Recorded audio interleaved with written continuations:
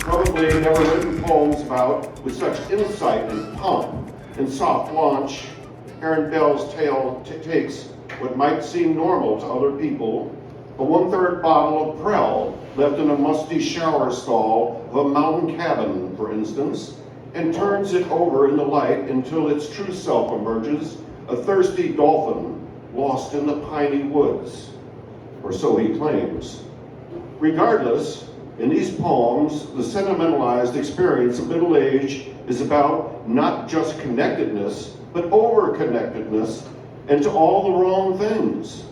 Hyper-aware, hyper-vigilant, and abundantly alert, Belz surveys the banal, the grinding quotidian, and asks not, is this all? But rather, isn't this not all? And then he bows his head, either to pray or take a nap. Ladies and gentlemen, I give you Aaron Belz.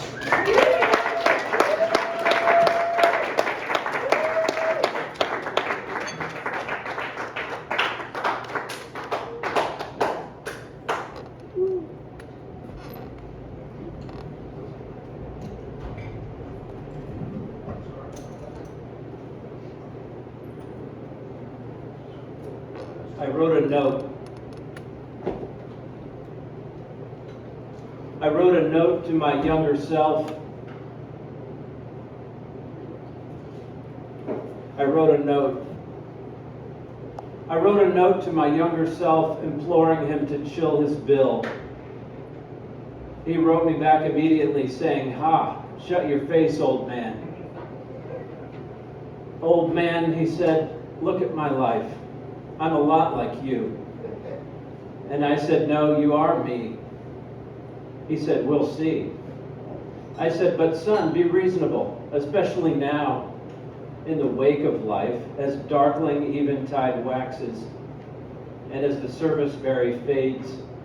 He said, "You mean with all this loss that laps the flank of our canoe?" And I said, "Yes, be reasonable and slow your roll.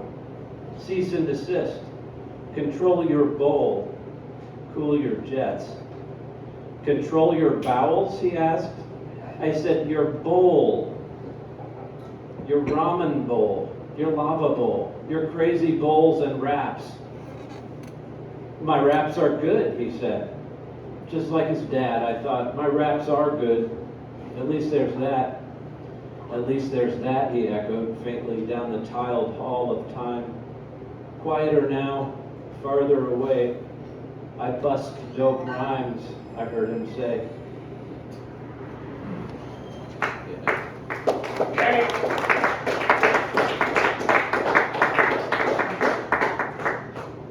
Award. There's a difference between receiving an award and being a ward of the state. Similarly, there's a difference between being recognized with a plaque and being recognized with plaque. At least you were recognized. And plaques are plaques, some say. Yes, birds are birds, yet if I flip you one, things change. There's that pivot. It's a fulcrum, meaning like Newton's cradle, it just keeps on clicking. Like Fonzie's hair keeps slicking with a double thumbs up and an A. Pivot again, and A is for horses. And here we are in East London. Our initiatives need funding.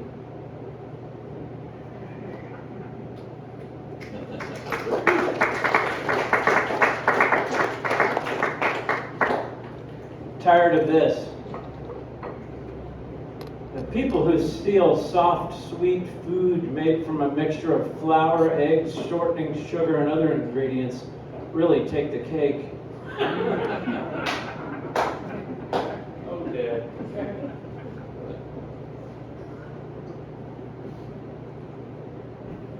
Give a man a code, and he can open whatever thing that code unlocks. A safe, a condo, a Lincoln Continental, something like that, for a day. but teach him to code, and he will find a job in the tech sector, or better yet, found his own startup creating apps for a lifetime. But give a man a code for an ATM card that has an account attached to it that has billions of dollars in it, and also give him the card, and he will not even need to get a job. But he will be able to withdraw money whenever he wants. But there's a certain daily limit for ATM withdrawals.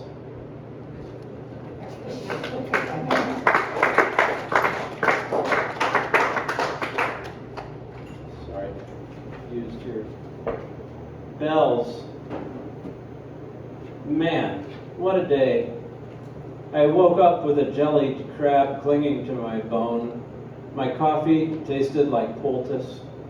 Under the newspaper was a white malice shaped like Daphne du Maurier, except it had no spoon to tease out its bonnet, and so it stayed very still, sort of slept there. Unwilling to look at the sun, I buttered my donut as usual, then put on my 12-string and ambled out for more ends. The only sad thing left was a Chevy, stooped in its own sandwich.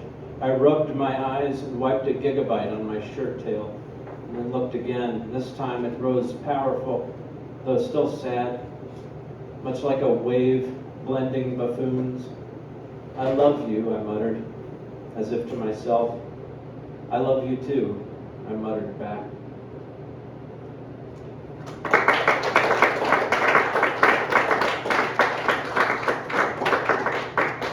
Wherever I go, there are two of you.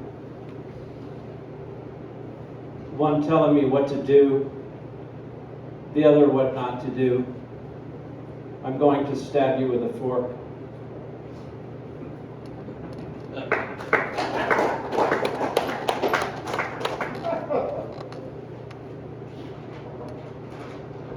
What it's been like knowing you. And I can read that one. I like that one too much.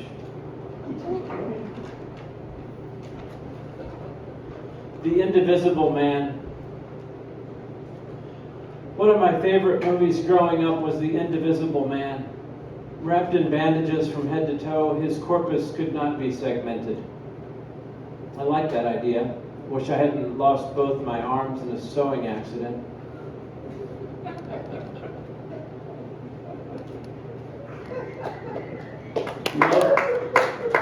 Love poem. You are the lipstick on the Starbucks lid in the trash can of my life.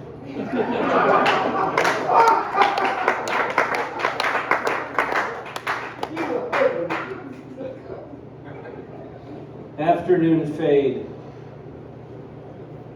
I'm not a huge fan of my work. Like how it's always irked me that Jerry Harrison didn't popularize himself under the mononym Jerrison. Or how your forearm's velvety skin could be a silk purse or a horse's ass for all I know. Analogies aren't exactly my hot springs if you can sniff not only what I'm stepping in, but the chemical spray I've been applying to try to get it off. Or how literally a million literallys litter the alleys of U.S. rhetoric near wrecking it. Oh, and I've been as unsure about when to hyphenate as you are, ready to pop the questions, answer both for your sake and for the good of others.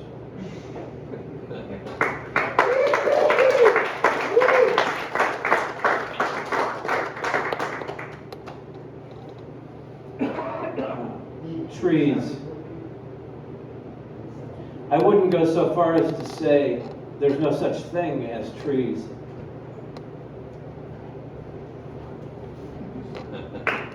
Thank you so much. The way over. Does that mean you got to think about it on the way home? Oh, then you'll get it. It's a way homer. Actresses. Many of these I've never read and aloud. I'm trying to see what I've written over time, and I went through and just kind of picked a bunch of stuff that don't remember writing, some of it. Like this one, actresses. That actress in the black dress, what's her name again? I have it embossed on cardstock and locked in my left phylactery, but can't summon it to mind. Janet? Mev? Miss Delicious. Gotta hand it to God for coming up with these little leather boxes. I used to use them exclusively for wishes. Now I keep lists of chores in them, like remember to do the dishes, remember to feed the fishes, more potato for the knishes. Don't forget to stop smoking hashish and meet Miss Delicious at the beach. My poetry went downhill when you left. My poetry went downhill when you left, but it went downhill like a fun toboggan, full of kids wearing colorful caps. Just one of them with a bloody nose from the dry, frozen air, and a few of them Austrasian. Please, that is to say, leave me again, but this time leave me like you mean it, so my poetry will drop like the New Year's Eve ball, glittering amid drunken cheers, and explode hilariously in Times Square.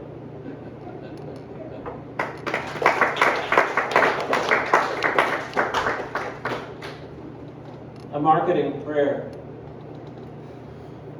Lord, let me deliver key capabilities, but not within one segment, across the entire demographic.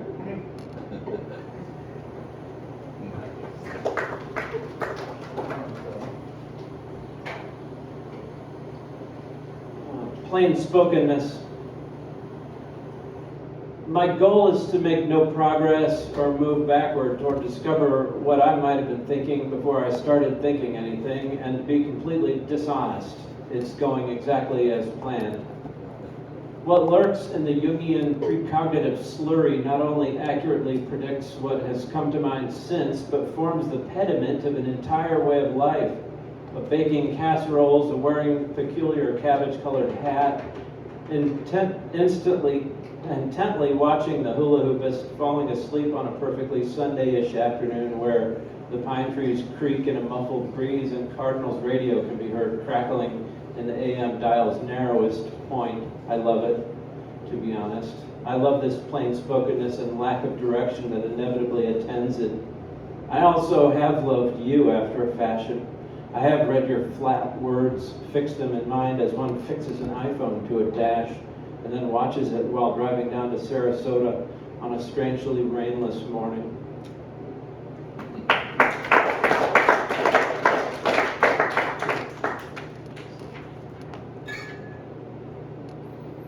Share a horizon. Deb, you told the principal I looked disheveled. I appreciate the honesty. Stop telling people I remind you of a mop bucket. Honesty is nothing to sneeze at. You know, I've always balked at looking down my nose at the janitorial profession, down to any sort of physical plant or groundskeeping or maintenance type of role. They're so key right now. The way I picture American culture and the way I envision you and me, Deb, share a horizon, as my uncle used to say. Like an orb slowly tilting so one crescent is always moving into obscurity just as the other is coming into view. I work those lonely hallways while some students are in athletics, some in detention, but the rest gone, cozy around fire and Papa, big voice, booming comfort, Mama, crochet hooks clacketing, kids on phones, kids in ohms. And to me, you aren't just any old Axis scientific classic human skeleton, Deb. You're my Axis scientific classic human skeleton.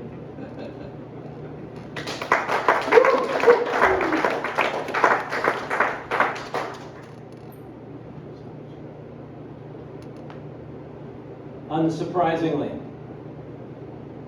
as our dystopias unfold, dicta proliferate, such as the future is now, and manage the present. But is it, and must we, with respect to those two? The present, if allowed to billow like cephalopod ink, may ward off predators, may yield starlit fields full of girlfriends dancing slowly to heavy bass shoegaze while boyfriends sit in the cut, sliding their fingers across their iPhones. And what are they, if not pushing the boundaries of doing things differently as night comes on?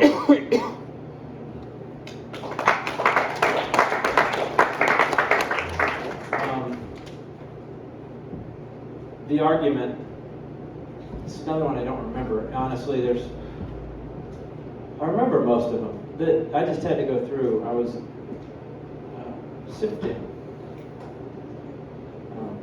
I came at you like an off-duty sanitation worker. Where the hell is that stack of prescriptions I left on the counter? You replied, not unlike a colloquium of professors hedging their bets. It's in the hedge, I bet, I said. You threw it out the window like a monk, staring at a half a glass of warm water. Not really, you effused, suffusing the room with aromatic post-lunch exhalations. They blew out when I opened the window. I said, you speak like that now? You twisted up your face like a tailor clutching at the hem of a skirt while holding back a fart. I'm just busy, you explained. The way my mom used to explain things. I replied, I'll go look in the garden. She began to trudge toward the door, the way people trudge toward doors when they're on a mission to find their prescriptions. Good luck, you called after me. But I had already left. I was out of earshot, out of patience, out of lists of things to be out of even. Best wishes, you shouted. Arrivederci, I whispered, but I didn't mean it.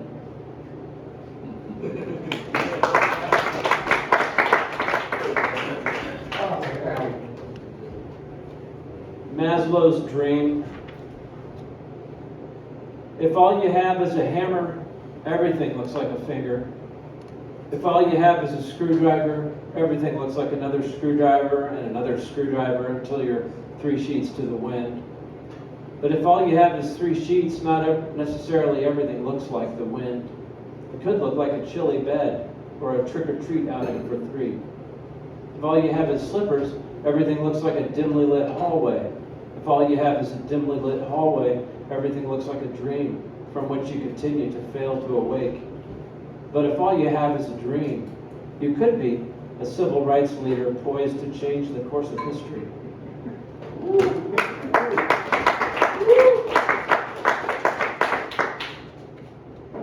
AP History.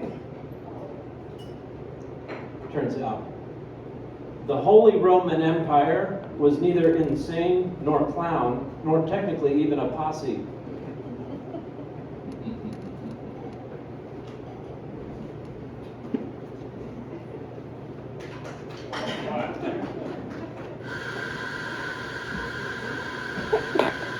Dating.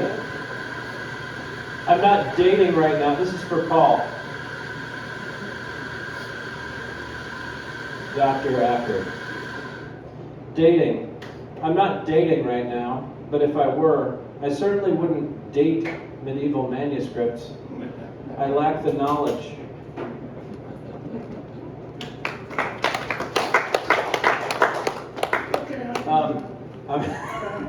I'm going to finish with one. That I just read to my wife last night for the first time. She said she's never heard it, and it's one of my favorites. And when I'm done, I'm just going to walk away. So I have some books, and I'd be happy to sell them to you for whatever you can afford. $10 is kind of the benchmark, but if it's less or more, that's fine. I have like 6. To dream only of bunnies. To dream only of bunnies is a kind of poverty.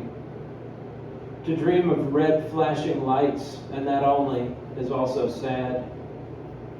To dream of flashing red bunnies, however, to sleep, and by a sleep to say we dream of red and green rabbits flashing among cars, and a friend we haven't seen in quite a while standing naked in their midst. To sleep, perchance to die in this our lonely shadow, is basically to wake up in a most alert way, suddenly, and on a Sunday afternoon, at the futon's edge, one hand on the floor, and to know at last that one's existence has meaning. Has not only meaning, but importance. It has, in short, a dream toward which to point its prow. as toward the rising sun. That white on the horizon fills the water with its flashes. Thank you.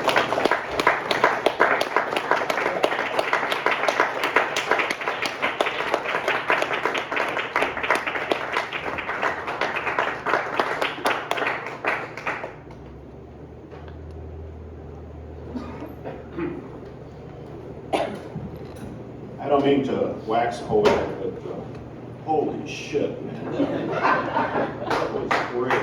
That was great. A little note, too. Just share it. Just